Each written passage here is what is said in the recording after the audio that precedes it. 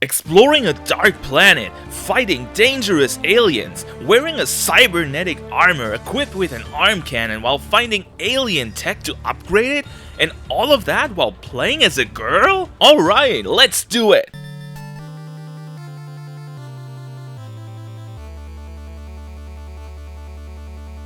Oh.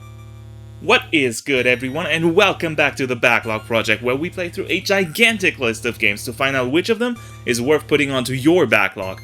Got a game you'd like to see on the show?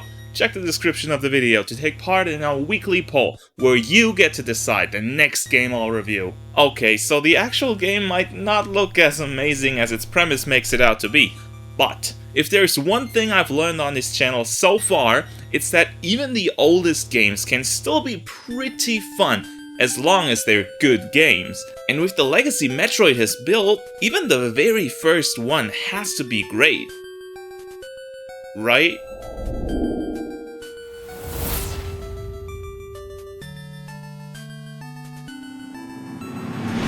Metroid takes place on the planet of Zebes. Our protagonist, Samus the Bounty Hunter, received an emergency order from the Galaxy Federal Police to travel there to defeat the Metroid and Mother Brain, their so-called mechanical life vein, whatever the heck that means. But who cares about all of that story crap? Let me shoot some aliens. We start on some altar that is crawling with aliens just waiting to be shot. Now that's what I'm talking about. The game is pretty basic in the graphics department. Most areas consist of the same few assets, sometimes in different colors, and the whole game world doesn't have a single background. It's always just pure black. Now, this might not make Metroid into the best looking title on the NES, but it certainly gives the game a very unique feeling of isolation, danger, and fear an unknown planet would create. So props to the team for managing to create a pretty dense and mature atmosphere in a time where games were mostly seen as simple time wasters for kids and teens. Unfortunately, Metroid shares a problem with all NES games we've reviewed so far, namely, every time a new enemy enters the screen, the game gets progressively slower. A bit unique to Metroid, however, is that your bullets also count towards that. So not only does the game slow down to a crawl when there are a few enemies on screen, it gets even worse if you actually start fighting them. It's not really the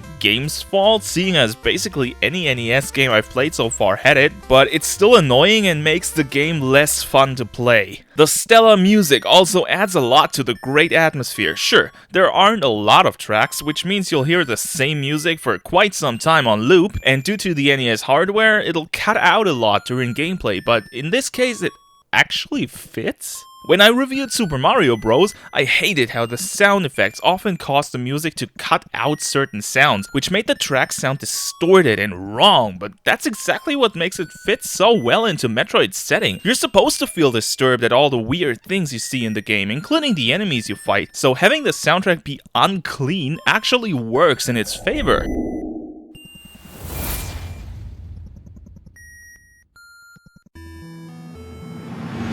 At its core, Metroid is a simple 2D platformer that elevates its gameplay by giving you the ability to shoot and throwing tons of enemies your way that you can and have to defeat, because there are so many that just dodging them isn't really an option most of the time. Throughout the game, you will run into a few different enemy types. Most of them are just reskins of the ones you've seen in the first 10 minutes of the game. Meet Crawler, Eye Crawler, Fire Crawler, and Crawler Fire. Or Turd, and their cousin Fire Turd. There are some enemies unique to each zone of the game, but not enough to make each zone very unique gameplay-wise. They just look and sound different. Your strategy remains mostly the same the whole way through the game. Killed enemies sometimes drop health pickups and missiles, which are basically just stronger versions of your normal shots, but can't be shot indefinitely. Once you run out of missiles, you need to kill enemies and hope they drop new ones, so use them sparingly to not stand in front of a locked door, which can only be opened by shooting missiles at it. To make sure you always have enough of these powerful weapons, you can find missile tanks scattered throughout the game world that will increase your maximum missile capacity by 5 for each tank you collect. Other power-ups you can find include energy tanks, which increase your maximum health, and various upgrades to your suit and weapon. So it's always worth exploring every corner of the map to find as much stuff as you can. And I mean that literally, because most of these are hidden in the most ridiculous places imaginable. What the fuck? Very early in the game, like 1 minute in, you get the ability to roll into a ball. Unique to this form is that you cannot jump, but your smaller size lets you fit into narrow corners, and you can drop bombs. Do you see where I'm going with this? Many of the power-ups of the game, but also some mandatory passages, are accessed by either opening up a passage with a bomb or finding a hidden passage by rolling into it. The problem here is that there are no indications that might point you to there being something hidden there. Bombable stones don't look any different from normal ones, neither do invisible passages. You just have to try and run into every wall you see and bomb each and every floor tile to make sure you didn't miss anything. Now imagine you play this game without a map, because there's no in-game map, and I tell you there is a power-up hidden somewhere in Norfair, a zone in the game, that is accessed by blowing up a specific floor tile, and this power-up is basically mandatory for finishing the game. Have fun finding that. Actually, have fun even finding Norfair, because navigating the pretty expansive game world is damn hard when everything looks almost identical in any given zone, so you never really know where you are if you're not a veteran at the game. I really like the whole concept of the game, but the sheer randomness of finding all the hidden stuff often makes the exploration feel stale and pointless instead of exciting and motivating. With the game giving you so many cool upgrades, there are bound to be some challenging boss fights to try them out on, right? Let's check in with Samus to hear what she has to say about that. LOL easy. I just killed the boss. Why is this so boss-like? Oh, for fuck's sake. LOL easy GG.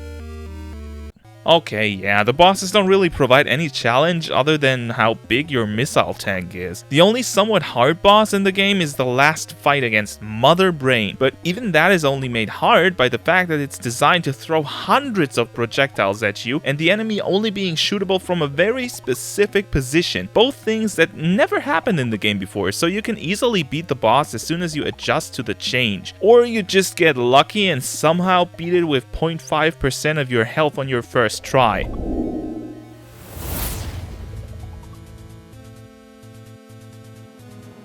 Thanks for sticking with the video so far. Or maybe you just wanted to see my verdict and skip to the end?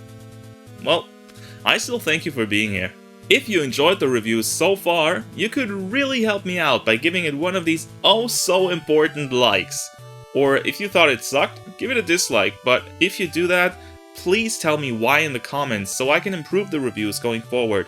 Thank you. Metroid was incredibly ambitious for its time. A sprawling, open game world that allowed you to tackle it in almost any order you wanted, challenging platforming, and an unmatched atmosphere. It didn't quite live up to its ambitions though, as it is plagued by problems such as an atrocious frame rate and way too randomly placed secrets that are just no fun to search out. If you have access to the game through something like Nintendo Switch Online and an afternoon to kill, go for it.